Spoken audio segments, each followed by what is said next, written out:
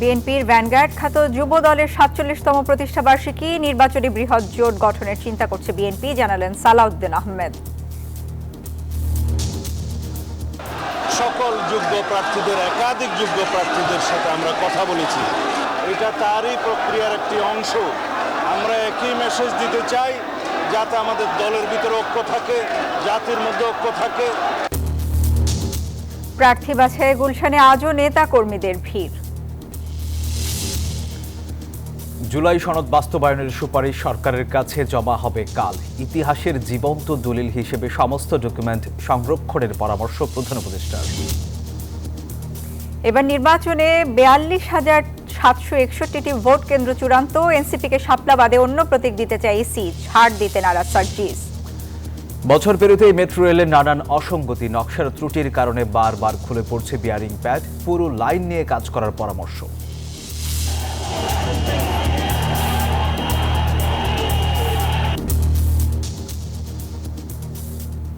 শিক্ষার্থীদের সংঘর্ষের জেরে বন্ধ সিটি ও ড্যাফোডিল ইউনিভার্সিটি, তদন্তের ভিত্তিতে ব্যবস্থা নেওয়ার দাবি কর্তৃপক্ষের। বিদেশি সেনার প্রবেশাধিকার থাকবে ইসরায়েলের হাতেই, বার্তা নেতানিয়াহুর। জিম্মিদের মরদেহ উদ্ধারে হামাসকে সহায়তা রেড ক্রসের।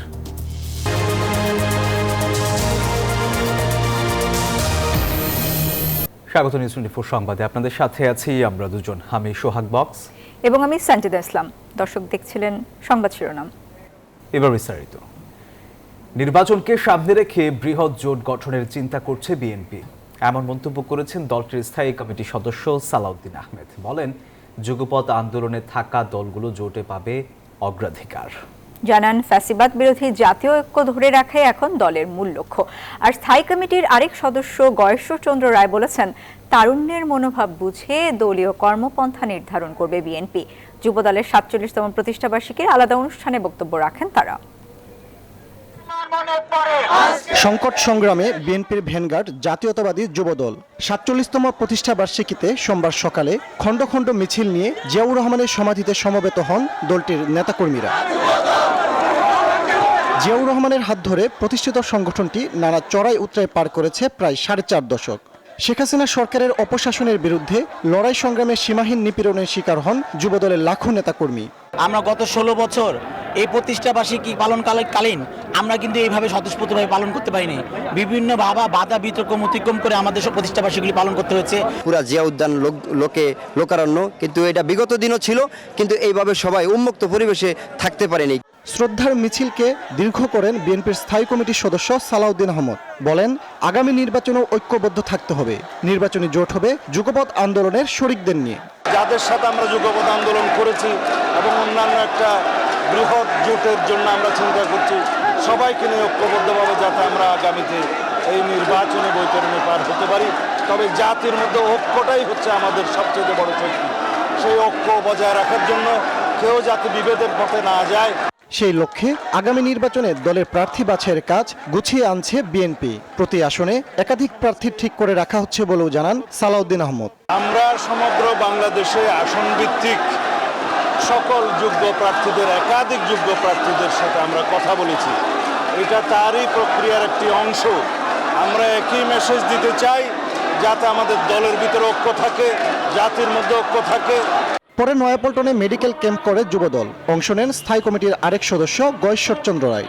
আমি বিশ্বাস করি তার নেতৃত্বে সুন্দর পূরণ হবে, জনগণের আশীর্বাদ পূরণ হবে, একটি জনতান্ত্রিক বাংলাদেশ আমরা হয়তো উদ্ধার করতে পারব। তরুণ যুবকদের ভাবনা আত্মস্থ করেই সামনের দিকে রাজনীতি এগিয়ে যাবে, এমন প্রত্যাশা জাতীয়তাবাদী যুবদলের। ফজলে রাব্বি সৌরভ, নিউজ 24, ঢাকা। গুলশান বিএনপি কার্যালয়ে বিকেল থেকেই অবস্থান করছেন দেশের 5টি বিভাগের আসনগুলোর মনোনয়ন প্রত্যাশী নেতাকর্মীরা। দলটির ভারপ্রাপ্ত চেয়ারম্যান তারেক রহমান নেতাকর্মীদের সাথে মত বিনিময় করেন। জানান, মনোনীত প্রার্থীকে সকল ধরনের সহযোগিতা করে আসন্ন জাতীয় নির্বাচনে ধানের শীষকে জয়যুক্ত করতে। বিকেল 4টা থেকেই শুরু হয় এই আয়োজন। দলটির স্থায়ী কমিটির সদস্যদের নেতৃত্বে এবং দলের মহাসচিব মির্জা ফখরুল ইসলাম আলমগীরের সভাপতিত্বে প্রথমে রাজশাহী এবং বরিশাল বিভাগের নেতাকর্মীদের সাথে মত বিনিময় করেন তিনি। এরপর খুলনা ও সিলেট বিভাগের নেতাকর্মীদের সাথে আলোচনা শেষে রাতে ঢাকা বিভাগের নেতাদের সাথে কথা বলেন দলটির ভারপ্রাপ্ত চেয়ারম্যান তারেক রহমান। দলের উদ্দেশ্য এবং আদর্শকে বহাল রাখার জন্য যত বড় ঝুঁকি হোক তারা সে রিস্ক নিয়েছেন, তাদেরকে নমিনেশন দেওয়া হোক। বিশ্বস্ত লোক এবং ত্যাগী নেতা, 17 বছর কেন্দ্রীয় কৃষক দলের সভাপতি হিসাবে তিনি যেভাবে পরিশ্রম করেছেন, নিরলসভাবে কাজ করেছেন, অত্যন্ত সুদূর পরিসরে যে সিদ্ধান্ত নিয়েছেন জনাব, অনেক অনেক শুভেচ্ছা জানাই বিএনপির ভারপ্রাপ্ত চেয়ারম্যান তারেক রহমানকে। যে কোনো অবস্থায় সকল ঐক্যবদ্ধ থেকে আগামী নির্বাচনে দলকে জয়যুক্ত করতে হবে, এটাই হচ্ছে আজকের মিটিংয়ের মূল উদ্দেশ্য।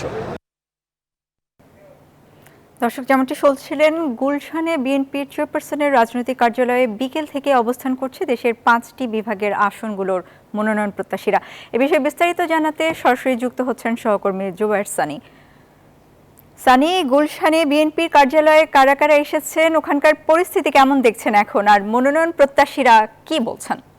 দেখুন, দিনভরই কিন্তু মনোনয়ন প্রত্যাশীদের ভিড় ছিল বিএনপি চেয়ারপারসনের কার্যালয়ে, এবং সেখানে বিএনপি ভারপ্রাপ্ত চেয়ারম্যান তারেক রহমান তিনি ইন্টারভিউ নিয়েছেন।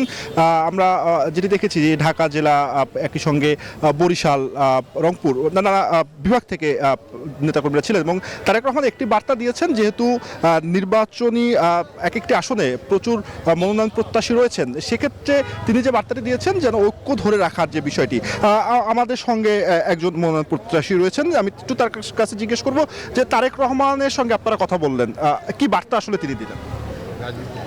আসসালামু আলাইকুম। আসলে বার্তা এটুকুই যে ঢাকা বিভাগের প্রত্যেকটি আসনের মনোনয়ন প্রত্যাশীদের আজকে মত বিনিময় সভা ছিল। আপনারা জানেন যে দীর্ঘ ঐক্যবদ্ধ আন্দোলনের পরে দেশ থেকে ফ্যাসিস্ট সরকার বিদায় হয়েছে। আমরা যেন এই মত বিনিময়ের সময় সেটাই বলা হয়েছে যে আমরা যেন সেই ঐক্যবদ্ধভাবে ধানের শীষ যার হাতে দেবে তাকে অবশ্যই সেখান থেকে বিজয় ছিনিয়ে আনতে হবে, এবং সে আসনটি ধানের শীষের বলে উপহার দিতে হবে, এবং আরও বিভিন্ন দিক নির্দেশনামূলক কাজ কথা বলেছেন। তো পদ্মা শুনছিলেন যে আমি যেটি বলছিলাম যে ঐক্যবদ্ধভাবে দলের যারা রয়েছেন তারা একসঙ্গে কাজ করবেন, এবং যাকে নমিনেশন দেওয়া হবে তার পক্ষে যেন সবাই কাজ করেন, এই বার্তাটি আসলে দেওয়া হয়েছে। এখন দেখার বিষয় যে প্রতিটি আসনে কে কে মনোনয়ন পান। তো এই ছিল আমার কাছে বিএনপি চেয়ারপারসনের কার্যালয় থেকে সর্বশেষ তথ্য। জুবায়ের সানি, আপনাকে ধন্যবাদ। সরকারের কিছু ব্যক্তির উপর আস্থার সংকট তৈরি হয়েছে, সেজন্য নির্বাচনের আগে সরকারকে তত্ত্বাবধায়ক সরকারের আদলে যেতে হবে বলে মন্তব্য করেছেন বিএনপির স্থায়ী কমিটির সদস্য আমির খসরু মাহমুদ চৌধুরী। সন্ধ্যায় রাজধানীর বনানীতে একটি হোটেলে সফররত কমনওয়েলথ প্রতিনিধি দলের সঙ্গে বিএনপির বৈঠক শেষে সাংবাদিকদের প্রশ্নের জবাবে এই মন্তব্য করেন তিনি। বলেন, তত্ত্বাবধায়ক সরকারের আদলে আগামী নির্বাচন হতে যাচ্ছে কিনা সেটা কমনওয়েলথ প্রতিনিধিরা জানতে চেয়েছেন। বাংলাদেশের গণতান্ত্রিক উত্তরণের স্বার্থে কমনওয়েলথ আগামী নির্বাচন সুষ্ঠু ও গ্রহণযোগ্য দেখতে চায় বলেও জানান তিনি। বৈঠকে কমনওয়েলথ ইলেকট্রাল সাপোর্ট শাখা উপদেষ্টা ও প্রি ইলেকশন অ্যাসেসমেন্ট প্রধান লিনফোর্ড অ্যান্ড্রুজের নেতৃত্বে একটি প্রতিনিধি দল অংশ নেন। বিএনপি প্রতিনিধি দলে আরও ছিলেন বিএনপি চেয়ারপারসন উপদেষ্টা কাউন্সিল সদস্য ডক্টর জিয়াউদ্দিন হায়দার, যুগ্ম মহাসচিব হুমায়ুন কবির ও সাংগঠনিক সম্পাদক শামা উবায়েদ। কিছু কার্যক্রম, কিছু ব্যক্তির ব্যাপারে আস্থা সংকট সৃষ্টি হয়েছে, এটা বিএনপির একা নয়, এটা বিভিন্ন দল থেকে বলা হয়েছে। যেখানে আস্থার সংকট হবে সেখানে নির্বাচন তো প্রশ্নবিদ্ধ হবে। এই কারণে বলা হচ্ছে কেয়ারটেকার গভর্নমেন্টের আদলে, কেয়ারটেকার গভর্নমেন্টে বলা আছে কিভাবে নির্বাচনটা কন্ডাক্ট করবে, অর্থাৎ তারা ডে টু ডে কাজগুলো করবে। নির্বাচন কমিশনের অনুমতি ব্যতীত নির্বাচন সংশ্লিষ্ট কোনো কার্যক্রম করা যাবে না। এখানে বিশ্বাসযোগ্যতার, স্বচ্ছতার প্রশ্নগুলো উঠে আসছে। তো জাতীয় ঐকমত্য কমিশন জুলাই সনদ বাস্তবায়নের সুপারিশ সরকারের কাছে জমা দেবে মঙ্গলবার। আগামীকাল উপদেষ্টা পরিষদের সদস্যদের উপস্থিতিতে আনুষ্ঠানিকভাবে এই সুপারিশ হস্তান্তর করা হবে। সোমবার বিকেলে রাষ্ট্রীয় অতিথি ভবন যমুনায় প্রধান উপদেষ্টা প্রফেসর মোহাম্মদ ইউনূসের সভাপতিত্বে কমিশনের সমাপনী বৈঠক অনুষ্ঠিত হয়। সমাপনী বৈঠকে জাতীয় ঐকমত্য কমিশন গঠনের পর থেকে চূড়ান্ত সুপারিশ প্রদান পর্যন্ত সমস্ত ডকুমেন্ট, আলোচনার ভিডিও, অডিও, ছবি সংরক্ষণের উপর গুরুত্ব আরোপ দোষারোপ করেছেন প্রধান উপদেষ্টা। তিনি বলেন, এগুলো হবে ইতিহাসের জীবন্ত দলিল। এই দলিলগুলোই ভবিষ্যতের রাজনৈতিক আলোচনার কেন্দ্রবিন্দুতে থাকবে। অন্যদিকে জুলাই সনদ বাস্তবায়নের রূপরেখা চূড়ান্ত করার পাশাপাশি অন্য সংস্কার কমিশনের সুপারিশ বাস্তবায়নেও সরকারকে পদক্ষেপ নেওয়ার আহ্বান জানিয়েছেন কমিশন সদস্যরা।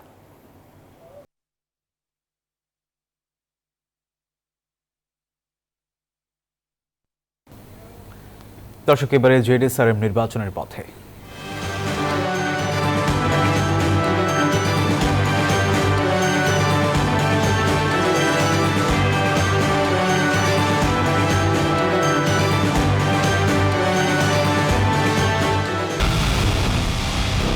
পুরো দেশের মুখে হাসি ফোটাতে নিজেকে হতে হয় স্ট্রং, আর মনোবল হতে হয় স্পার্জিটো। জেডিএসআরএম 25 বছরের পথ চলায় নিরাপদে রাখার প্রত্যয়ে।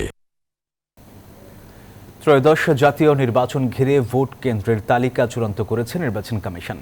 ইসি সচিব জানান, আগামী নির্বাচনে 300টি আসনের বিপরীতে মোট ভোট কেন্দ্র 42,761টি। জোটের প্রতীকের সংশোধনী ও এনসিপির প্রতীকের বিষয়ে সিদ্ধান্ত নেবে নির্বাচন কমিশন। ইসি জানায়, এনসিপিকে শাপলা দেওয়ার কোনো সুযোগ নেই। ভোট কেন্দ্রে চূড়ান্ত তালিকা সহ ফেব্রুয়ারিতে জাতীয় নির্বাচনের সার্বিক বিষয় নিয়ে ইসি ভবনে গণমাধ্যমের সাথে কথা বলেন নির্বাচন কমিশনের সিনিয়র সচিব আক্তার আহমেদ। এ সময় ইসি সচিব জানান, 64 জেলার 300 আসনে এবার মোট ভোট কেন্দ্রের সংখ্যা 42,761টি। এর মধ্যে মোট ভোট কক্ষ 2,44,649টি। তবে গণভোটের বিষয়ে নির্বাচন কমিশনে এখনো কোনো তথ্য নেই বলে দাবি করেন তিনি। আমাদের গণভোট সম্পর্কে নির্বাচন কমিশনে আমার জানা মতে এখনো পর্যন্ত কোনো তথ্য আসেনি। যে তথ্যটা আসেনি সেটার পরে অনুমান ভিত্তিক কোনো কথাবার্তা আমার মনে হয় বলা উচিত না। আক্তার আহমেদ বলেন, জোটবদ্ধ হয়ে ভোটে প্রতীকের বিষয়ে আরপিওর সংশোধনী নিয়ে যে আপত্তি তুলেছে বিএনপি, তা নিয়ে সিদ্ধান্ত নেবে নির্বাচন কমিশন। বিধিমালায় শাপলা প্রতীক না থাকায় এনসিপিকে শাপলা দেওয়ার সুযোগ নেই বলেও জানান তিনি। নির্বাচন কমিশন যেটা বলেছে যে তারা স্ববিবেচনায় নিজের একটা প্রতীক বরাদ্দ করে দেবে, সেটাই হচ্ছে এখনকার পর্যন্ত অবস্থান। উপদেষ্টা পরিষদের থেকে যেটা অনুমোদিত হয়ে গেছে, এটা আইন মন্ত্রণালয়ের কাছে প্রাথমিকভাবে আছে। এখন বাকিটা কমিশন চিন্তা করবেন যে এটা কি করা যেতে পারে। তিনি জানান, নিবন্ধনের জন্য 22টি দলের চূড়ান্ত তদন্তের কার্যক্রমও চলতি সপ্তাহের মধ্যেই। আব্দুল্লাহ মামুন, নিউজ 24, ঢাকা। এনসিপির উত্তরাঞ্চলের মুখ্য সংগঠক সার্জিস আলম বলেছেন, যেহেতু কোনো আইনগত বাধা নেই, তাই অবশ্যই শাপলা প্রতীক নিয়ে এনসিপি আগামী সংসদ নির্বাচনে অংশগ্রহণ করবে। সোমবার দুপুরে টাঙ্গাইল প্রেস ক্লাব মিলনায়তনে দলটির সাংগঠনিক সভা শেষে এই কথা বলেন সার্জিস আলম। রাজনৈতিক দল হিসেবে এবং অভ্যুত্থানের সামনের সারির নেতৃত্ব হিসেবে এনসিপি তাদের জায়গায় কোনো স্বেচ্ছাচারী আচরণকে প্রশ্রয় দিতে পারে না। আমরা স্পষ্ট করে বলেছি, যেহেতু কোনো আইনগত বাধা নেই, আমরা আমাদের জায়গা থেকে অবশ্যই মার্কা হিসেবে শাপলাকে এনসিপির জন্য চাই এবং শাপলা মার্কা নিয়েই এনসিপির আগামী সংসদে নির্বাচনে অংশগ্রহণ করবে। পিআর পদ্ধতি চালু হলে নির্বাচন কেন্দ্রিক সন্ত্রাসী সংস্কৃতির সমাপ্তি হবে বলে মন্তব্য করেছেন জামায়াতে ইসলামের নায়েবে আমির অধ্যাপক মুজিবুর রহমান। যারা গণভোট ভয় পায় তারা জনগণের মতকে ভয় পায় বলেও মন্তব্য করেন তিনি। সোমবার জামায়াতে ইসলামী ঢাকা মহানগর দক্ষিণের মত বিনিময় সভায় তিনি এসব কথা বলেন। এখন অনেকেই ফ্যাসিবাদী আস্ফালন করছে, তাদেরকেও আওয়ামী লীগের পরিণতি ভোগ করতে হবে বলেও হুঁশিয়ারি দেন তিনি। জামাত ইসলামকে নিষিদ্ধ করতে হবে, অমুককে এটা করতে হবে, ইত্যাদি ইত্যাদি বিভিন্ন ধরনের কথাবার্তা বলছে। আমরা বলতে চাই, জামাত ইসলামী বাংলাদেশ জামাত ইসলামী এবং ইসলামী ছাত্র শিবির ভয়ভীতির কোনো সংগঠন এটা নয়, বরং জামাত ইসলামী ইসলামী ছাত্র শিবির যারা বলে ভয় কি জিনিস তাদের মধ্যে নাই এবং থাকবে না ইনশাআল্লাহ। সংঘর্ষের জেরে 10 দিনের জন্য বন্ধ ঘোষণা করা হয়েছে সিটি ইউনিভার্সিটির শিক্ষা কার্যক্রম। আর ড্যাফোডিল ইউনিভার্সিটির কার্যক্রম মঙ্গলবারও বন্ধ থাকবে। এদিকে হামলার ঘটনার সুষ্ঠু বিচার ও ক্ষতিপূরণ দাবি করেছে সিটি ইউনিভার্সিটি কর্তৃপক্ষ।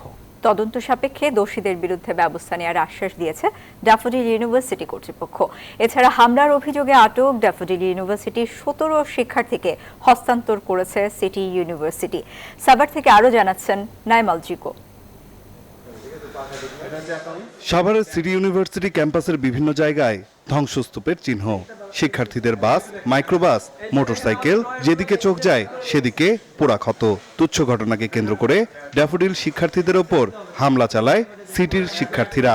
পরে ড্যাফোডিলের শিক্ষার্থীরা সিটি ইউনিভার্সিটিতে পাল্টা হামলা চালায়। হামলায় ভিসি অফিস, প্রশাসনিক ভবন তছনছ করা হয়। ঘটনার পর সিটি বিশ্ববিদ্যালয়ের অনেক শিক্ষার্থী হল ছেড়েছেন। রাতের আধারে এমন হামলার সুষ্ঠু বিচারের দাবি করে সিটি ইউনিভার্সিটির উপাচার্য বলেন, শিক্ষার্থীদের এমন হামলা মেনে নেওয়া যায় না। গাড়ি থেকে শুরু করে আমাদের অফিস সব কিছু পড়ে ফেলছে। অবশ্যই আমরা আইনি ব্যবস্থায় যাব, যদি না কেবল কোনো সলিউশন না হয়। ড্যাফোডিল ইউনিভার্সিটির ডিন সিটি ক্যাম্পাস পরিদর্শন করেন। সঠিক তদন্ত করা এবং ক্ষয়ক্ষতির পরিমাণ নির্ধারণ করার পর ক্ষতিপূরণ দেওয়ার আশ্বাস দেন। একটা শিক্ষা প্রতিষ্ঠান এইভাবে ধ্বংসযজ্ঞ চালানো মোটেও উচিত না। এটার জন্য অবশ্যই আমরা দুঃখ প্রকাশ করছি এবং বিসি স্যারের সাথে কথা হয়েছে, আমাদের বিসি স্যার এবং সিটি ইউনিভার্সিটি বিসি স্যারের সাথে কথা হয়েছে। এই যে ক্ষতিপূরণ হয়েছে, ক্ষতিপূরণ অবশ্যই পুঙ্খানুপুঙ্খভাবে আমাদের ড্যাফোডিল বিশ্ববিদ্যালয় ক্ষতিপূরণ প্রদান করবে। ঘটনাস্থল পরিদর্শন করেছে বিশ্ববিদ্যালয় মঞ্জুরি কমিশনের প্রতিনিধি দল। দেখলাম তো যে ভাঙচুর যেগুলো দেখলাম, এগুলোই আমরা চেয়ারম্যান মহোদয়কে আমরা এগুলো দেখাবো। হামলা করার অভিযোগে আটকে রাখা ড্যাফোডিলের 17 শিক্ষার্থীকে ফিরিয়ে দিয়েছে সিটি ইউনিভার্সিটি। নাইম আল চিকো, নিউজ 24, ঢাকা। রাজশাহীর পদ্মার চরে জন্মানো খড় কাটাকে কেন্দ্র করে গোলাগুলিতে একজন নিহত হয়েছে। এই ঘটনায় গুলিবিদ্ধ 2 জন। স্থানীয়রা জানায়, সোমবার বেলা 12টার দিকে চর নিজ খানপুর এলাকায় স্থানীয়রা জমিতে খড় কাটার সময় কুষ্টিয়ার দৌলতপুর উপজেলার কথিত কাকন বাহিনীর লোকজন হামলা চালায়। হামলার এক পর্যায়ে কাকন বাহিনীর লোকজন এলোপাথারি গুলি ছোড়ে। এ সময় বেশ কয়েকজন গুলিবিদ্ধ হয়। পরে সেখানেই গুলিবিদ্ধ অবস্থায় আমান মণ্ডল নামের একজন মারা যান। গুলিবিদ্ধ অন্যরা রাজশাহী মেডিকেল কলেজ হাসপাতালে চিকিৎসাধীন।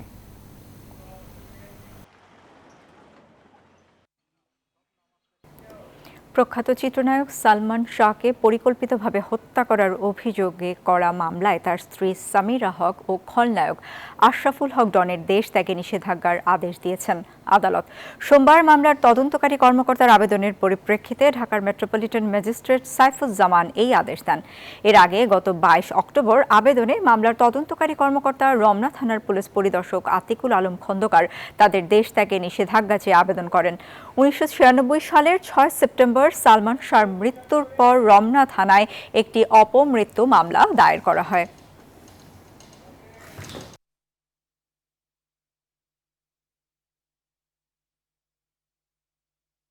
এবারে মধুমতি ব্যাংক পিএলসি অর্থ বাণিজ্য সংবাদ। বাংলাদেশ থেকে 1 লাখ দক্ষ কর্মী নেবে জাপান। রাষ্ট্রীয় অতিথি ভবন যমুনায় জাপানের national business support combined cooperative NBCCর 23 সদস্যের একটি প্রতিনিধি দল প্রধান উপদেষ্টার সঙ্গে বৈঠক করেন। প্রধান উপদেষ্টার সঙ্গে বৈঠক শেষে প্রতিনিধি দল এই কথা জানান। বৈঠকে 65টিরও বেশি কোম্পানির একটি জাপানি ব্যবসায়িক ফেডারেশনের সাথে জাপানে বাংলাদেশি কর্মী নিয়োগের ব্যাপারে বাংলাদেশের সাথে একটি সমঝোতা স্মারক স্বাক্ষর হয়। জাপানে বাংলাদেশিদের প্রশিক্ষণ, সার্টিফিকেশন এবং কর্মসংস্থানের জন্য একটি কাঠামো প্রতিষ্ঠার লক্ষ্যে এই চুক্তির মাধ্যমে 5 বছরে কয়েক ধাপে 1 লাখের বেশি কর্মী নিয়োগ করা হবে।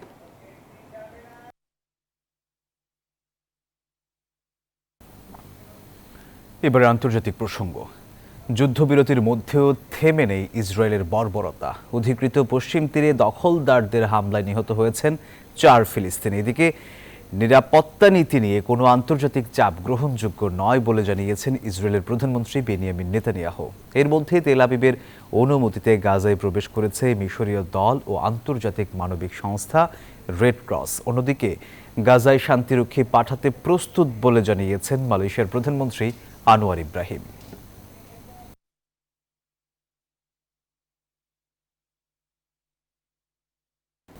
টিকিট নিয়ে হাহাকার চট্টগ্রামের সাগরিকায়। প্রথম টি20-র আগে স্টেডিয়াম চত্বরে হয়েছে বিক্ষোভ। এছাড়া অনলাইনে টিকিট বিক্রি নিয়ে পর্যাপ্ত প্রচারণা না করায় হতাশ দর্শকরা। যে দর্শকরা খেলার প্রাণ তাদের স্টেডিয়ামে ঢুকতে করতে হয়েছে বিক্ষোভ। বাংলাদেশ ওয়েস্ট ইন্ডিজ প্রথম টি-20 ম্যাচের টিকিট অনলাইনে না পেয়ে হতাশ টাইগার সমর্থকরা। টিকিট অনলাইন বন্ধ করে দিচ্ছে, যারা টিকিট বিক্রি করতেছে 200 টিকিট 2000 টাকা চাইতেছে। টিকিট তো পাই না, টিকিটের জন্য আসছি সকালে 200 টাকার টিকিট 600 টাকা বলতেছে, তারপর 300 টাকার টিকিট 700 টাকা বলতেছে। আমরা অনলাইনে 2টা টিকিট কিনছি 200 টাকা করে, আর এখানে এক মুরব্বি বেচছে 400 টাকা করে। সেই সাথে অনেকের অভিযোগ ম্যাচের অধিকাংশ টিকিট কালোবাজারিদের হাতে চলে গেছে, জানিয়ে কোনো পদক্ষেপই নেয়নি ক্রিকেট বোর্ড। তাছাড়া অনেকের অভিযোগ অনলাইনে টিকিট বিক্রির বিষয়ে ছিল না বিসিবির পর্যাপ্ত প্রচারণা। যেখানে দেশের বিভিন্ন স্থান থেকে আসা অনেক দর্শক জানান 2 থেকে 3 গুণ দামে টিকিট কিনেছেন তারা। 2000 টাকার টিকিট নিছে 3200 টাকা। হ্যাঁ, লেখা দিছে 2000 টাকা, অনলাইন থেকে কম্পিউটারের ঘর থেকে নিছে 3200 টাকা। আমার এমন দিছে, আমার টিকিট ছিল 200 টাকা করে দুইটা, 400 টাকা। তো ওখানে সবগুলো মিলে 500 কয় টাকা ব্যাট সহ দেখাইছিল, কিন্তু আমি দেওয়ার পরে আমার থেকে 4120 টাকা কাটে নিয়ে গেছে। এ বিষয়ে দ্বিতীয় টি-20-র আগে তৎপর হবে বাংলাদেশ ক্রিকেট বোর্ড, এমনটি প্রত্যাশা সবার। বীরশ্রেষ্ঠ মতিউর রহমান স্টেডিয়াম থেকে আবরার আল দাইয়ান, নিউজ 24 চট্টগ্রাম। দর্শক, আর এই ছিল নিউজ 24 সংবাদে। সাথে থাকায় ধন্যবাদ সবাইকে।